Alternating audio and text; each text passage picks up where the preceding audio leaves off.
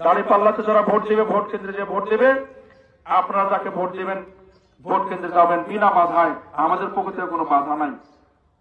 জনগণ যাকে মেনে নিয়ে ভোট দিবে সে বিজয়ী হবে, আমরা মেনে নেব, কিন্তু বাধা দিতে আসবেন না। বাংলাদেশ জামাত ইসলামী কি এই বাধা বিপত্তিকে ভয় করে? 1941 সাল থেকে প্রথম দিন থেকে তো বাধা বিপত্তি ব্রিটিশ সরকার তখনই মিটিং করতে দেয়নি। 1941 সাল উপমহাদেশে ব্রিটিশরা শাসন করেনি, প্রথম মিটিং হতো পুলিশের বাধা। তাহলে বোঝা যায় এই দলটা হকের উপরে টিকে আছে। এখন পর্যন্ত আমাদের নেতা কর্মী প্রাণ ভয়ে দেশ ছেড়ে কোথাও পালিয়েছে দেখাতে পারবেন? ফাঁসির দড়িকে তারা আলিঙ্গন করেছে, তাও দেশ ছেড়ে পালায়নি। তাহলে কেন ভয় দেখান? আপনারা কি বই পুস্তক কিছুই পড়েন না? রাজনৈতিক কোন বই পুস্তকে আপনাদের পড়াশোনা করা নাই?